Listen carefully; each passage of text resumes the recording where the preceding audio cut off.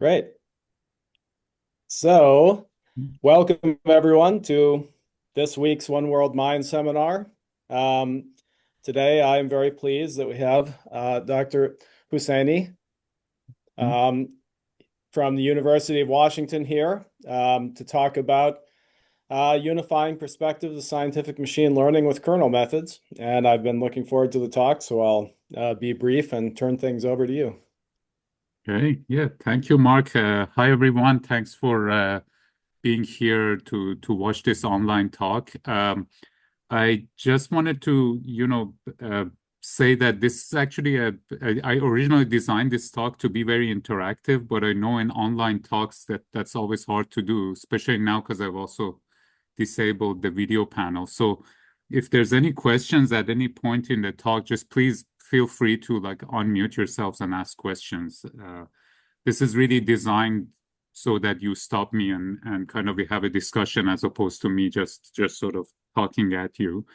But yeah, so what I wanted to talk about today was some ideas sort of at the intersection of multiple problems, kind of the three key problems in scientific machine learning that I'm interested in, and essentially thinking about all of them from the lens of kernel methods and inverse problems.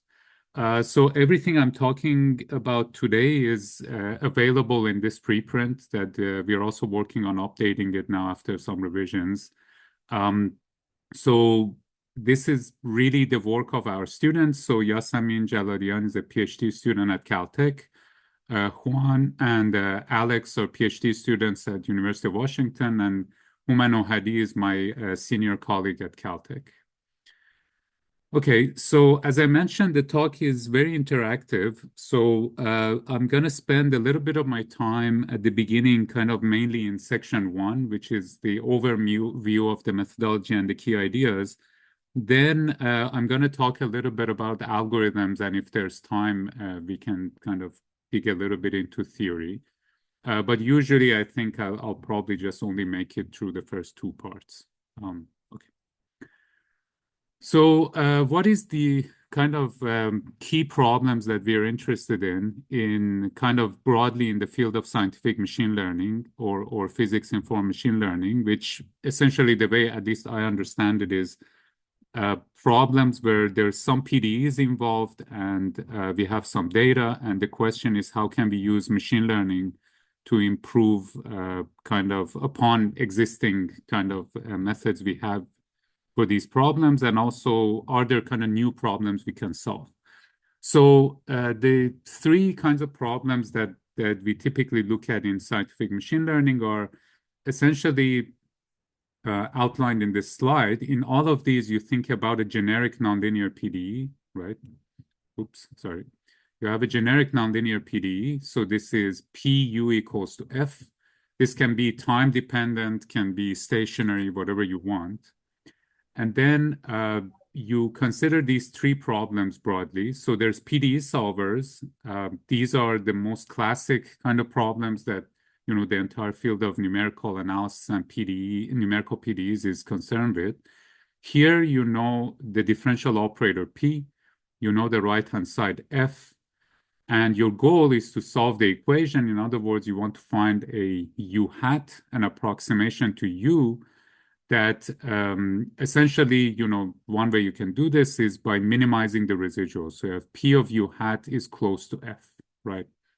So in this kind of perspective, kind of trying to connect it to what we do in kind of scientific ML, you can think about this as the problem of estimating the inverse of P. So there's a solution map P inverse.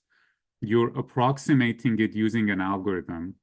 And by evaluating this approximation, which can be your finite element solver, can be your pins or whatever you want, you essentially get a U hat that approximates U. Okay. So that's PDE solvers, and this is very classical. There's no extra data or anything. Then you have a new class of problems, which newer compared to PDE solvers, which in engineering goes by many names. I think things like system identification are kind of common from the control perspective. But nowadays it's called PDE learning or equation learning or equation discovery. The idea here is you're given training data. So in addition to previously, you knew the P, now you don't know the differential operator P, but you have snapshots of the system or of the physical process. So there are U's and F pairs that satisfy the PDE, but you don't know P itself. You don't know the differential operator. So your goal is to find P hat. And you want to find a P hat such that over the training data, P hat of U is close to F, right? So this is things like sparse identification of nonlinear dynamics fits in this. There's all sorts of equation discovery algorithms nowadays that essentially try to solve this problem. So what I want to already direct your attention to is that here now you go after P hat as opposed to P hat, P inverse hat. So in the PDE solver, you were trying to approximate the solution map. Here you're trying to approximate the differential operator.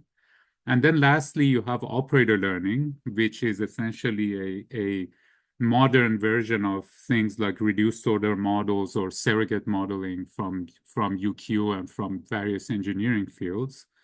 And here you're given training data again in the same form, same snapshots.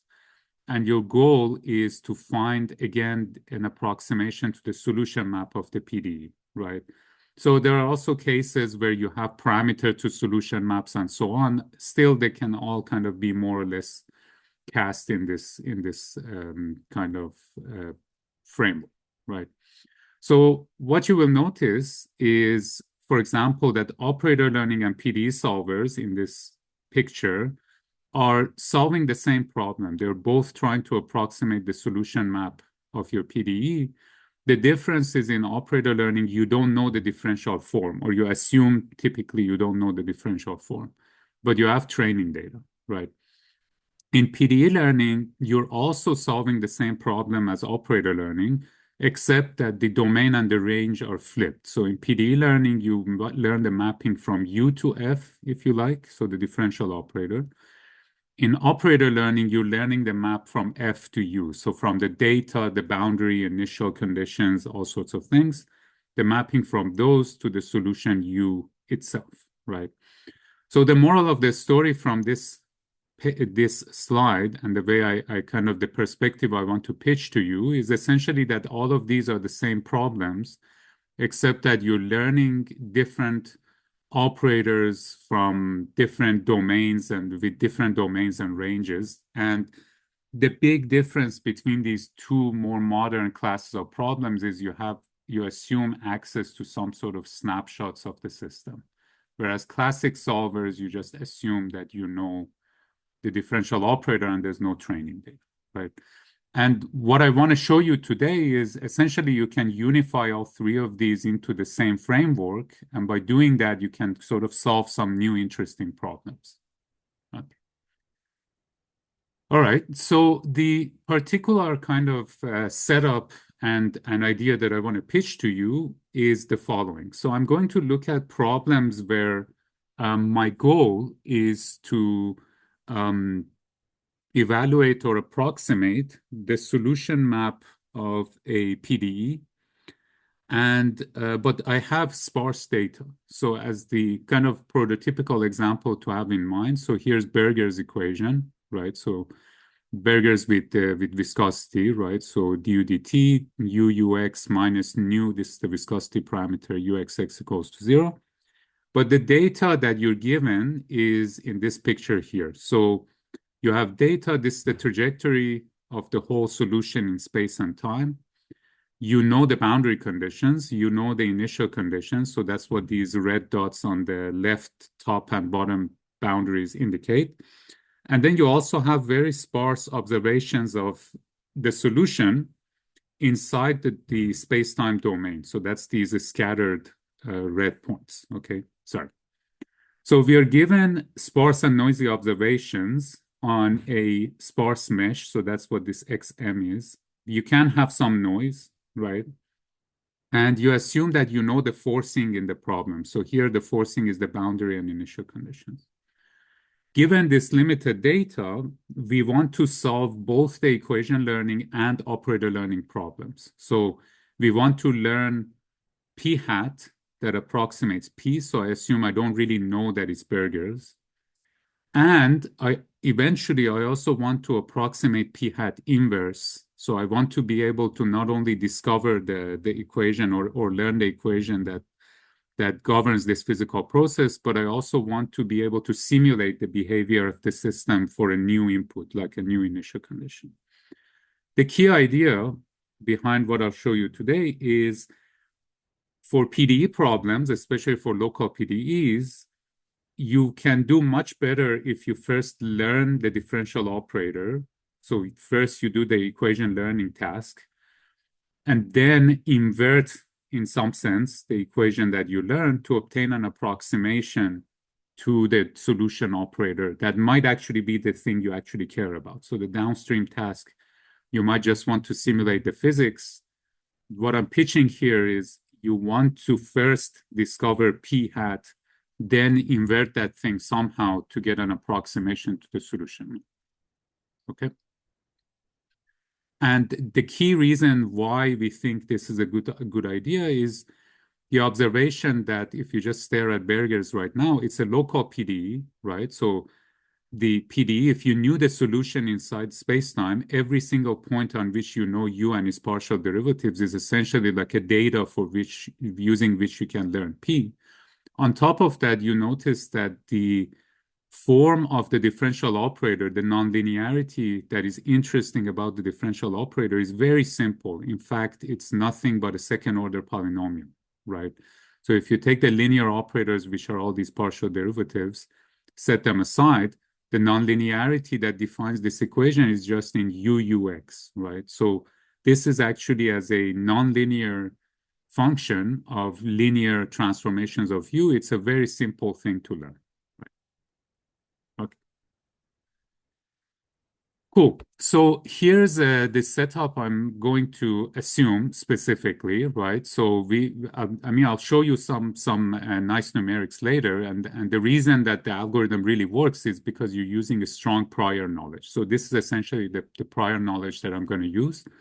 The prior knowledge is that for most PDEs that are local differential operators with nonlinearities, the form of P of U takes the following shape, which is the composition of a nonlinear function, this is little p, composed with a mapping which may involve x itself, the coordinates, the value of U at x, and its first order partial derivatives, second order partial derivatives, and so on and so forth, right? So this mapping of x to ux, du, dx at x, and so on, this thing is what I call phi. Notice that this will always be linear in u, but nonlinear in x because u itself is not a linear map, right? But I'm going to assume for now that I know phi. So I know which partial derivatives are involved in my PDE. What I don't really know is this nonlinear form of P, this little P function, right?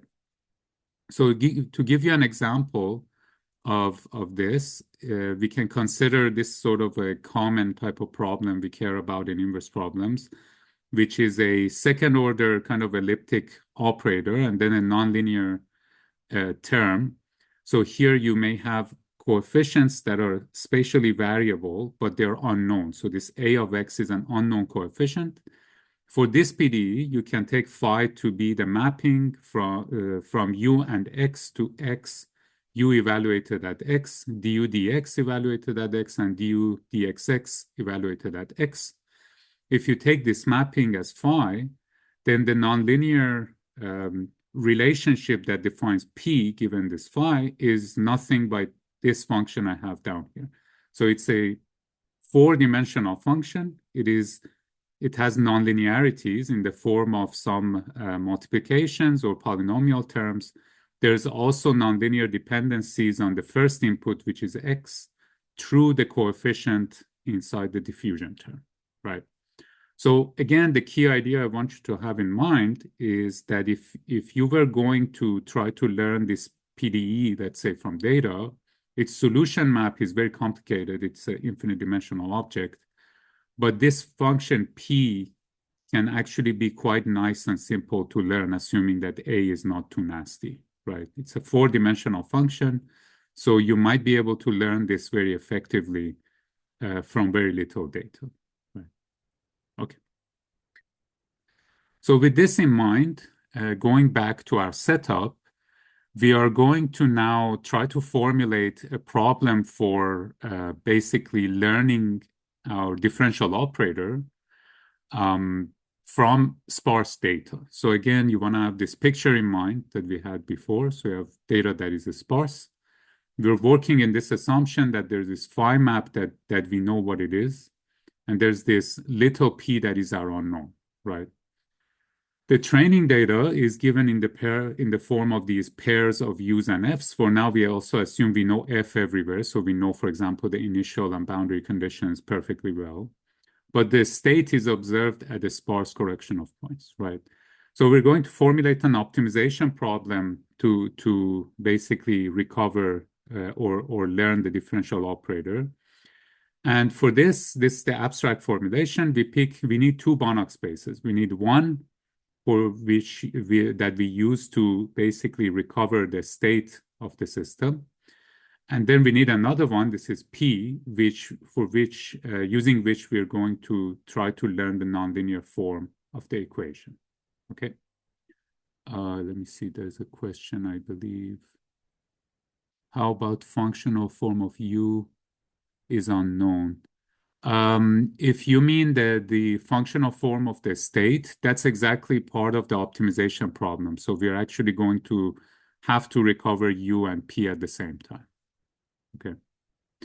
Yeah. So exactly as I said, then you formulate an optimal recovery problem where we are going to have some penalty that's going to give us a stability because we have a sparse data.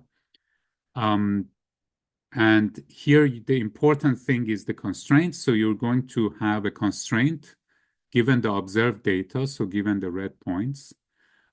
Here I'm working with the no noise observation. So in the interpolation regime, the V's are my candidates for the states, for the U's, and Q is my candidate for the unknown nonlinearity P. So the important thing here that we should kind of keep in mind, and the key to the success of these kinds of algorithms because of sparsity of data, is the fact that we are imposing the constraints for V's, for the candidate states, and the equation at the same time. To put it another way, we need the states that we recover to match the data that we observe, but we need the states and the equation that we learn to satisfy a PDE constraint.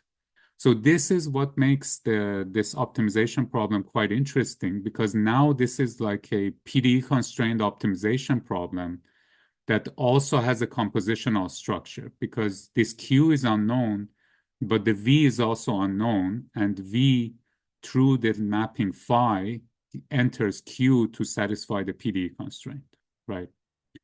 And this essentially is a consistency condition that you need to impose if you want to be able to deal with sparse data. Because if you don't use this information, essentially you will disconnect the recovery of V from Q.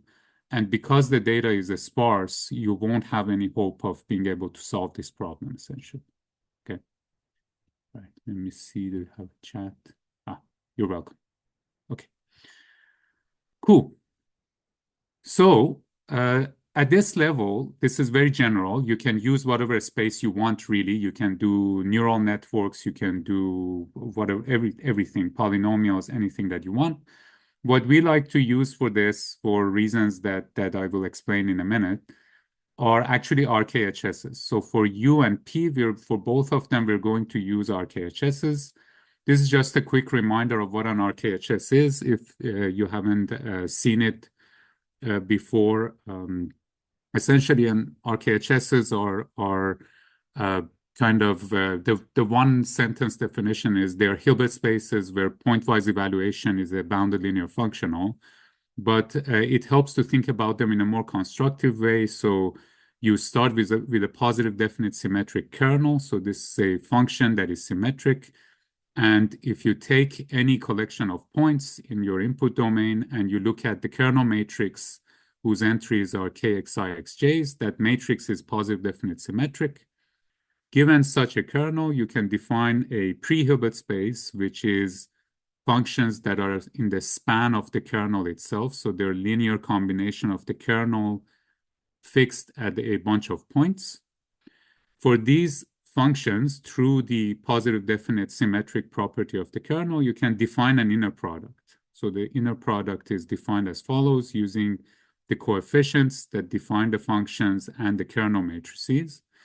And once you have this inner product, you essentially have a pre-Hilbert space. You complete this thing by throwing in the Cauchy sequence limits, and that gives you what's called an RKHS. And this RKHS is uniquely associated with your kernel, and it has this property, which is sort of this like the most famous thing that you see in every book about RKHSs, is the reproducing property, which basically says that the kernel itself, so K fixed at X, is precisely the Riesz representer of pointwise evaluation. So if you take a function in the RKHS multiplied by the kernel, evaluated at X, you get the value of the function back at the point X.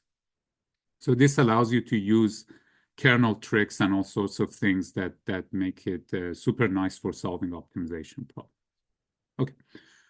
So we're going to choose these RKHSs for our model classes. So back to our problem, I'm going to do two things here.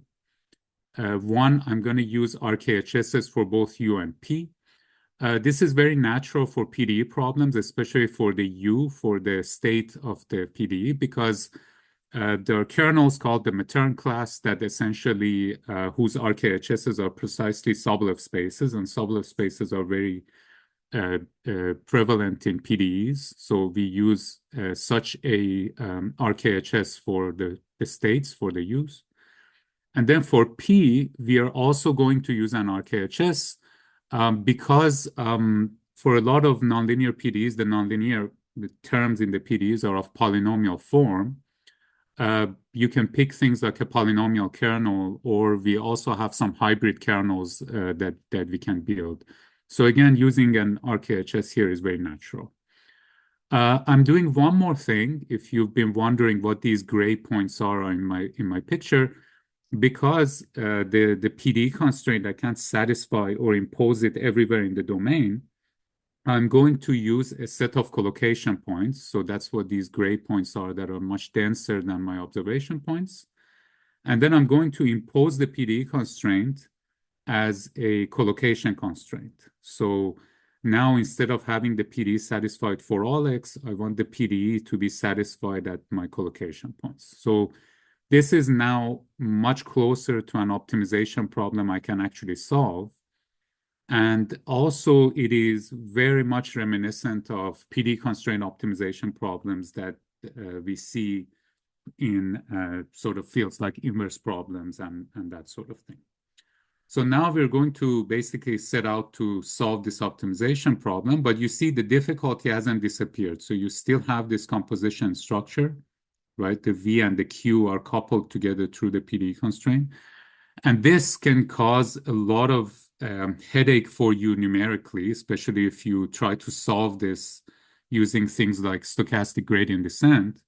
The reason being that if you change V a little bit, if you change your function a little bit, this has to go through phi, which is going to differentiate the V's. So you're going to look at, second, third order derivatives of V. A small perturbation can change those gradients a lot. And if you change those gradients a lot, you're going to change the constraint for Q a lot, right? So this results in a very stiff optimization problem that, again, if you use sort of like very simple off-the-shelf kind of gradient descent optimizers, usually you won't get anywhere. So it's going to take it forever to converge. Yeah. All right. Just a quick note that this kind of idea of this sort of joint optimization problem that we're formulating here is actually not super new. So there's already kind of pin type models that do something like this. So we're going to have comparisons to those. There's also models from the Cindy literature, specifically the Bayesian Cindy models, that can basically be cast in this way, although they were not originally designed in that way. And also, if you go to the inverse problems literature, this idea has been around for a minute. So there's some papers, older papers by L. Haber, for example, that look at this thing. They call it joint inversion. And also a little bit newer papers, they call them all-at-once formulations for inverse problems. So people had already observed that this kind of optimizing everything all at once has benefits for solving inverse problems. Okay. Cool. So how do we actually go about solving this without jumping too much into the algorithm? Well, we're going to relax the constraints. So essentially, we are going to introduce Lagrange multipliers. If you have noise in your observations, so if the U's were actually observed with additive noise, then this lambda prime should be 1 over 2 sigma squared, where sigma is like the variance of the standard deviation of the noise. Otherwise, you basically just think about these as Lagrange multipliers. Then you have a optimization problem in an RKHS. Essentially, it's two functions, or multiple pairs functions here, but they're all in an RKHS. So you can apply the kernel trick and more specifically representer theorems, or you can also use sort of feature map formulations to essentially discretize or this optimization problem. And then the kind of key algorithmic step, which again has a lot of kind of like implementation details underneath it. I'll get to this if time permits. Is we actually solve this thing using a Lavenberg-Marcotte type algorithm. So this is essentially a trust region method that kind of interpolates between gradient descent and a quasi-Newton algorithm. And it's really important. This took a long time for us to figure out because, as I was saying, gradient descent doesn't really work well on this problem because of this kind of compositional term. But because we have RKHS penalties and everything is nice and quadratic, you can do nice linearizations if you take small steps. And then you can throw in ideas from trust region that basically only let you take steps if you don't really increase or only if you decrease the value of the objective. And this kind of leads you to an algorithm that can actually solve this optimization problem effectively and very efficiently also, because once you get to a good local minima, it basically performs super linearly. All right. So everything I showed you so far has to do with the problem of essentially learning the differential operator. So really what we're after is, if you like to kind of think about kind of like the operator learning task and equation learning task, is really you're going after this nonlinear function that defines the nonlinear relationships in your differential operator, right? So this, if you like, would sort of complete the equation learning task or equation learning part of the problem. Then the question is, well, how do you do operator learning? Because why would you want to discover or learn the equations that govern a physical system? Well, typically you want to then simulate that physical system and be able to infer something about it, right? So here, what we propose is essentially to use the same machinery and the same sort of optimization problem. And the reason for that is, well, you're going to solve this essentially glorified regression problem. You're going to come up with some nonlinear differential operator. There is nothing in this formulation that tells you that this differential operator has a PDE is well defined at all. So you don't know if there exist solutions. You don't know if the solutions are unique. You don't know if this thing is stable. We don't know, right? Because it can have all sorts of weird nonlinear terms.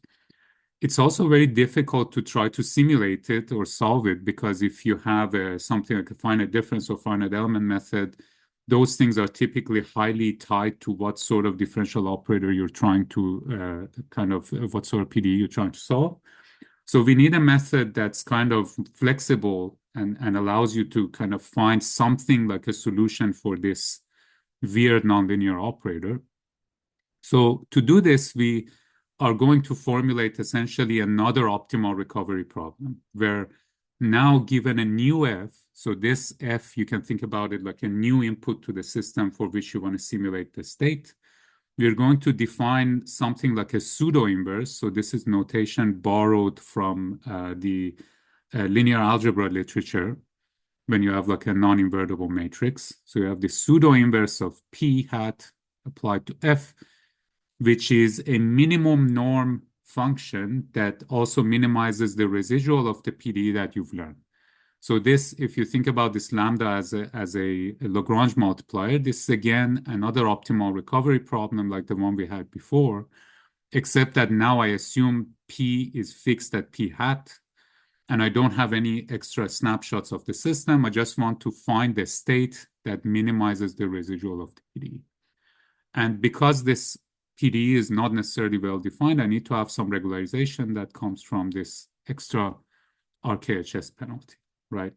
So essentially the same code that we have for learning the operator, the differential operator, and kind of filtering the states from data, the exact same code can be used with the same optimization framework and everything to also evaluate an approximation to the solution map of the PD. Now, of course, the question is how well does it work? So let me show you some numerics. So this is the same Berger's example I had before. So our method, the one I've been showing you, we called it kernel equation learning. So that's KECL. We wanted to compare to a neural net model. So the PIN-SR, this is physics-informed neural net with sparse recovery, is actually also a joint recovery algorithm that combines pins with something very much like Cindy. So it's a sparse recovery. This one is Cindy, classic Cindy, where you don't do joint recovery. You first estimate the use from the data, and then you learn the equation from that. So it's a two-step regression method. It's very efficient in terms of computational time. So top row is the same example I've been kind of carrying with me through the talk. So here I'm showing you the filtered states, so the recovered solution of the problem from the observed data. You see the neural net and the kernel method both do pretty well here. Notice that they both smooth the solution a little bit. These are not really shocks, but they're close to being shocks. But you have no hope of recovering those sharp features because there's no data around them, right? You see there's no observations on these points where you could kind of these soft shocks that we have, right? Cindy doesn't do well. The reason is because the data is very sparse, right? So Cindy doesn't really use the extra PD constraint in its optimization, so it cannot recover the state as well as the other ones. So this example kind of shows you that it's really important to have the PD constraint at the same time as your kind of like regression problem for the state or the filtering of the state. Example 2, this one is a very smooth kind of trajectory, but the data is kind of funny because the data is boundary condition, initial condition, and solution at time 1. So there's no observation in the interior. You only see the solution on the boundary of the domain. Again, KECL and PIN seem to do decently well. Even Cindy does all right here. The reason I think in this case is because the solution is very smooth, so you can just sort of regress it from data here. But where you can see really the difference between these three methods is in the operator learning tasks. So you give it a new initial condition. So it's, again, very smooth initial condition, but still it's different from the one that you had in your training data. And now you want to simulate the trajectory of the system. So this is what we get with KECL, this is what PINS gets, and this is what Cindy gets, right? So you see, you can still filter the states decently well, but then the quality of the equation that you learn can be very different when you get to the operator learning task, right? And this kind of difference in how well you can sort of actually learn the equation itself becomes very clear once you look at sort of some training and test errors. So this is what we did in this picture. And this is a little bit, I want to be very careful here to kind of explain to you what these results mean and what we think is happening. So let's first start with the top row. So this is the same kind of experiment as the ones I was showing you. So Berger's equation with some initial conditions and random observation points. What we're doing in the top row is it's a fixed initial condition, right? But then we have different number of observations, so different number of red points in the interior. So that's what the horizontal axis is. And for each number of observations, we rerun the experiment many times. I think it's like 50 times or something like that, okay? What I'm showing you, this is the error of U hat. So this is the error of filtering the state. This is the error of learning the equation itself. So you see in filtering the state, as you increase the amount of data, both Cindy and the kernel method, that's what's called the one-step method, these two do really well, especially when the amount of data is large, they both do well. That's not surprising because at that point you're basically in high data regime for kernel ridge regression. The neural net doesn't seem to do too well, right? We are, this is not like we didn't just like try some version of pins and move on. We spent a decent bit of time tuning these things. And you can see this a little bit also, the same thing kind of, but with a bigger gap happening in the equation learning error. So the learning error for P itself. You see the one-step method does much better than Cindy, which is a two-step method. So you can filter the state well, but not learn the equation well. And then the same story with the neural net. However, you see this shaded region, we're plotting the best and worst performing neural net for all the models, actually, the best and worst performing instances. There are some instances that do quite well. And this is what we found was the biggest issue with the neural nets was you could get some instances of the algorithm where it performs well and it kind of gets, close to kind of like resembling what the other methods get. But it's just very sensitive to your data. So just simply moving the data points around seem to require retuning of hyperparameters for the neural network. The story gets even worse if you look at varying initial conditions. So here we fixed initial condition. Now the initial condition is also random as well as the observation points.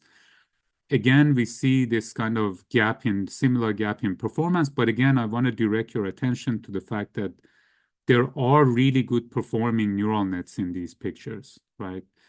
And this, again, leads me to think that probably there's an issue with the optimization here. And if, somebody had ideas for better training the optimization of the neural nets or setting it up such that it's less sensitive to the hyperparameters, I think that can probably improve this picture quite a bit.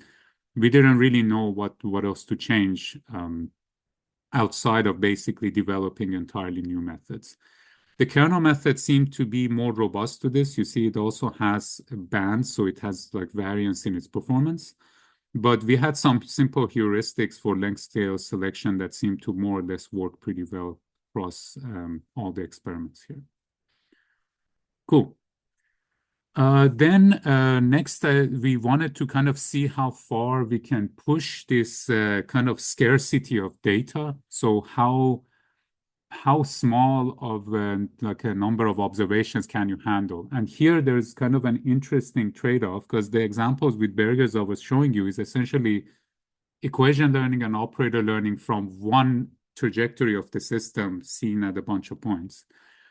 Here we wanted to look at a elliptic PDE. So the solutions these are like solution and source pairs. They're very smooth. The boundary data, the boundary conditions, but for example, you only see 2 points in the interior, right? So very few observations in the interior, but the PDE also has unknown coefficients. So there's a variable coefficient in this PDE that you don't know. And here, the interesting thing is if you make your number of observations of each state very small, you can only solve the problem if you see multiple pairs of U's and F's. So essentially, you need to see multiple U's and F's but each U is only seen at a handful of points. If you're in this regime, then the PDE constraint, in a sense, can tie together or combine the information coming from multiple sparse observations and give you a hope of being able to still learn the differential operator itself. So that's what I'm showing in these plots. So here M is the number of solution and source pairs, so the number of snapshots. That's the horizontal axis in these plots. We are comparing what we call a two-step method like Cindy that doesn't use explicitly the PDE constraint at the same time as trying to match the data. And then a one-step method, which is basically the one I've been showing you. In the left plot, so what I'm showing here when it says 2 points, 4 points, 8 points, these are the number of observation points in the interior of the domain. So the really interesting ones, you want to think about like the 2 points, the one that says 2 points. So here, if you look at this, for equation learning in training data, over training data, this is the error of equation learning over training data. If you have 2 points, there is almost an order of magnitude difference between one step and a two-step method. So this means having the PDE constraint is really giving you a lot more, allowing you to extract a lot more information from your data, right? This is an in-distribution test. So test set, so again, same story. It's about an order of magnitude improvement. Out of distribution test, so here we use the different kind of regularity for our U's and F's. Same story, again, one order of magnitude. This one is the operator learning in distribution test. So this is where we draw a bunch of new F's that are also in distribution, but then we solve the PDE that we learned for those F's and we compare to the true solution of the PDE. Here you see a bigger gap, so there's almost 2 orders of magnitude difference in the very sparse data regime, right? And you see the errors improve as you increase the amount of data in all of these pictures, but eventually you're going to plateau, especially for the two-step methods. The reason is basically because you never use the PDE constraint at the same time with the rest of your data, so you can't really benefit from having more data here. The one-step method bottoms out also, and this one we think has to do with the conditioning of the problem, really. Otherwise, you would expect this to go down, but for now, we think it's the conditioning. All right, so a few notes on theory. So, because this method I showed you, it really is, again, I call it a glorified regression. It really is like a glorified regression problem. And because we're doing all these things with RKHS methods, you would naturally expect that maybe stuff from theory, approximation theory for kernel methods would allow you to get some error bounds. So that ends up being exactly true. So we have some theoretical results here that skipping the details, essentially it says if your solutions, the UMs, are in some Sobolev space of a given regularity that's high enough, then you can get an error bound that essentially tells you the error in estimating the states, the U hat minus UMs.